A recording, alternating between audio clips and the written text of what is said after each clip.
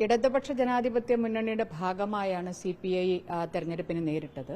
അതുകൊണ്ട് സ്വാഭാവികമായും ഇതിന്റെ ഒരു റെസ്പോൺസിബിലിറ്റി ഏറ്റെടുത്തുകൊണ്ട് ഇടതുപക്ഷ ജനാധിപത്യ മുന്നണി ഈ റിസൾട്ടിനെ കുറിച്ച് വിശദമായി ചർച്ച ചെയ്യുകയും അതിന്റെ അനുസരിച്ചുള്ള തീരുമാനങ്ങൾ എവിടെയാണ് വീഴ്ച പറ്റിയിട്ടുണ്ടെങ്കിൽ അത് എവിടെയാണ് വീഴ്ച പറ്റിയത്, അതല്ലെങ്കിൽ എവിടെയാണ് ജനങ്ങൾക്ക് ഞങ്ങൾ കഴിഞ്ഞ 5 വർഷമായി അല്ലെങ്കിൽ 10 വർഷമായി നടത്തിയ 5 വർഷമായി നടത്തിയ പ്രവർത്തനങ്ങളിൽ വിശ്വാസമില്ലാതെ പോയത് എവിടെയാണ് എന്നുള്ള ഈ കാര്യങ്ങളൊക്കെ വിശദമായി തന്നെ ഇടതുപക്ഷ ജനാധിപത്യ മുന്നണി കൂട്ടായും CPI ഒറ്റയ്ക്കും അതിന്റെ വിലയിരുത്തലുകൾ നടത്തും. ഈ ദിവസങ്ങളിൽ അത് നടത്താൻ മീറ്റിംഗ് വിളിച്ചിട്ടുണ്ട് എന്നാണ് ഞാൻ മനസ്സിലാക്കുന്നത്. അപ്പോൾ അതിനുശേഷം അവർ സംസ്ഥാന കമ്മിറ്റി അതിന്റെ വിശദാംശങ്ങൾ സംസാരിക്കും.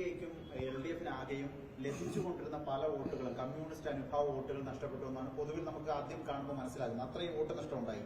ശരിക്കും കമ്മ്യൂണിസ്റ്റ് ആശയങ്ങളിൽ നിന്നുള്ള ഒരു മാറ്റം, പ്രത്യയശാസ്ത്രപരമായ മാറ്റം, പ്രത്യേകിച്ച് PMC അടക്കമുള്ള വിഷയങ്ങളിലൊക്കെ ഉണ്ടായതാണോ ഈ തിരിച്ചടിക്ക് കാരണം? ഇല്ല, അത് ഞാൻ പറഞ്ഞല്ലോ, തിരിച്ചടിക്ക് കാരണം ഏതെങ്കിലും ഒരു വിഷയമോ അല്ലെങ്കിൽ ഇത്തരം ഒരു പരാജയത്തിന്, ഇത് പ്രതീക്ഷിക്കാത്ത പരാജയമാണ്. ഇത്ര വലിയൊരു രീതിയിൽ ഞങ്ങൾ ഒരു ചെറിയ ഭൂരിപക്ഷത്തിനെങ്കിലും വിജയിച്ചു വരുമെന്നുള്ള ഒരു പ്രതീക്ഷ പൊതുവെ ഉണ്ടായിരുന്നു ഇടതുപക്ഷത്തിന്. പക്ഷേ ഈ രീതിയിലുള്ളൊരു പ്രതികരണമാണ് ജനങ്ങൾ ഇടതുപക്ഷത്തിന് തന്നത് എന്നുള്ളത് ഞങ്ങളെ സംബന്ധിച്ചും ഒരു അവിശ്വസനീയമായിട്ടുള്ള ഒന്നാണ്. പ്രത്യേകിച്ച് ഞാൻ വ്യക്തിപരമായി പറഞ്ഞാൽ തികച്ചും അവിശ്വസനീയമാണ്. അപ്പോൾ സ്വാഭാവികമായും ആ കാര്യങ്ങൾ അതിന്റെ ഓരോ വശങ്ങളും വിലയിരുത്തിക്കൊണ്ട് ചർച്ച ചെയ്യും. അതല്ലാതെ ഏതെങ്കിലും ഒരു വിഷയം ഇപ്പൊ അത്തരത്തിലുള്ള ചില ദേശീയ പ്രാധാന്യമുള്ള വിഷയങ്ങളിൽ അല്ലെങ്കിൽ ആ നയങ്ങളിൽ എടുത്ത തീരുമാനങ്ങൾ അതൊക്കെ തന്നെ ചർച്ചാ വിഷയമാണ്. അതൊന്നും മാറ്റിവെച്ചുകൊണ്ടായിരിക്കില്ല. അല്ല, CPM എന്ന് പറഞ്ഞാൽ ഇത് ഇടതുപക്ഷ ജനാധിപത്യ മുന്നണിയുടെ ഗവൺമെന്റാണ്. അപ്പോൾ ഇടതുപക്ഷ ജനാധിപത്യ മുന്നണിക്ക് ഒരു ഉത്തരവാദിത്വമുണ്ട്. അതുകൊണ്ട് ആ ഇടതുപക്ഷ ജനാധിപത്യ മുന്നണി ആ ഉത്തരവാദിത്വം അതിന്റെ ഗൌരവത്തിൽ മനസ്സിലാക്കിക്കൊണ്ട് ആ രീതിയിൽ വിലയിരുത്തലുകൾ തീർച്ചയായും നടത്തുമെന്നാണ് ഞാൻ കരുതുന്നത്. അത്തരത്തിലുള്ള ഒരു ചർച്ച ഒരു യോഗം ആ രീതിയിൽ അത്തരം ഗൌരവത്തോടെ നടത്തേണ്ടതുണ്ട് എന്നും എനിക്ക് അഭിപ്രായമുണ്ട്. ഈ തെരഞ്ഞെടുപ്പിൽ ഇടതുപക്ഷമായിട്ടാണ് തെരഞ്ഞെടുപ്പിനെ നേരിട്ടതെന്ന് പറഞ്ഞു.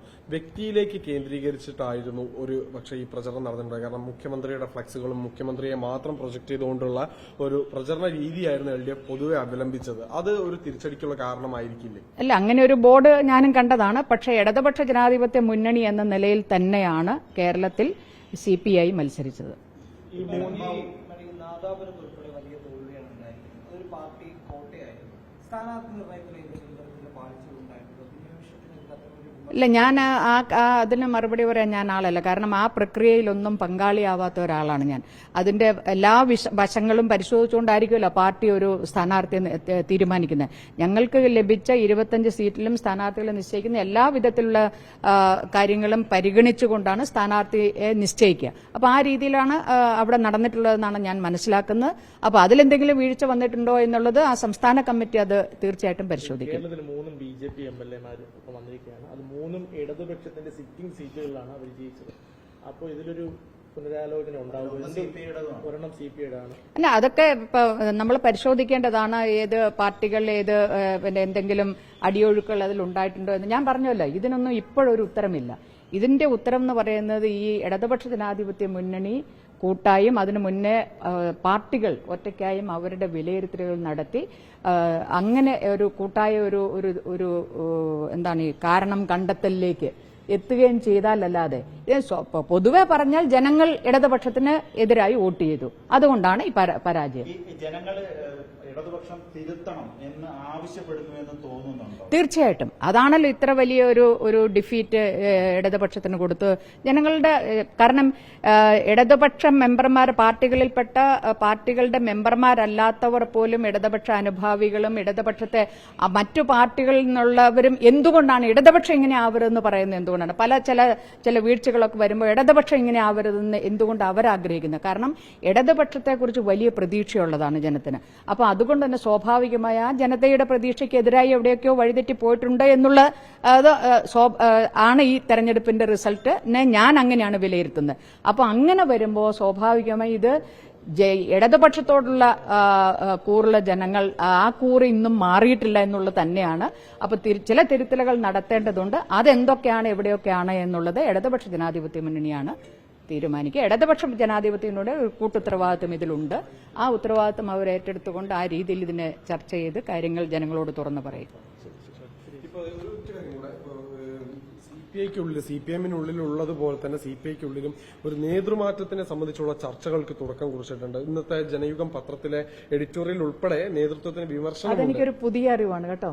പുതിയ പാർട്ടിക്കുള്ളിൽ അങ്ങനെ ഒരു ആവശ്യം ഉയർന്നിട്ടില്ല ഇതുവരെ. എനിക്കറിയില്ല. കാരണം ഞാൻ പറഞ്ഞല്ലോ, ഞാൻ ഡേ ടു ഡേ വർക്കുകളിലൊന്നും CPI-യുടെ ഒരു സംസ്ഥാനത്തിന്റെയും എനിക്ക് ചാർജുള്ള സംസ്ഥാനങ്ങളിലല്ലാതെ മറ്റ് ഡേ ടു ഡേ ഇതിപ്പോ താങ്കൾ പറയുന്ന ഈ വിഷയം നേതൃമാറ്റം, ഒരു പരാജയം വന്നാൽ ഉടനെ നേതൃമാറ്റം എന്നുള്ള പറയുന്ന പാർട്ടി അല്ല. ഇതിന് മാത്രമല്ല, മുൻകാലങ്ങളിലും ഇപ്പോഴത്തെ സെക്രട്ടറി എന്നുള്ള നിലയിൽ അദ്ദേഹത്തിന് തികഞ്ഞ രീതിയിൽ എനിക്ക് ഞാൻ അങ്ങനത്തെ ഒരു രീതി CPI-ക്കില്ല. അതുകൊണ്ട് അങ്ങനെ എന്തെങ്കിലും ചർച്ചകൾ വരുന്നുണ്ടോ എന്ന് ഇത് ആദ്യമായി ഞാൻ ഈ റിസൾട്ടിന് ശേഷം ആദ്യമായാണ് താങ്കൾ ജനയുഗത്തിലെ റിപ്പോർട്ട് കണ്ടായിരുന്നു. ജനയുഗം പത്രം എനിക്ക് ഒരു ദിവസം കഴിഞ്ഞ് ഇവിടെ എത്താറുള്ളൂ.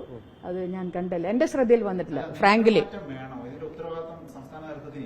ഉത്തരവാദിത്തം ഏറ്റെടുത്തുകൊണ്ട് നേതൃത്വം ഇതിനെ വീഴ്ചകളെ പരിഹരിച്ചുകൊണ്ട് ശക്തമായി പാർട്ടിയെ മുന്നോട്ട് കൊണ്ടുപോകണം. അല്ലാതെ വീഴ്ചകൾ വരുമ്പോൾ പാർട്ടിയെ വിട്ടിട്ട് ഓടിപ്പോകുന്നവരല്ല കമ്മ്യൂണിസ്റ്റുകൾ.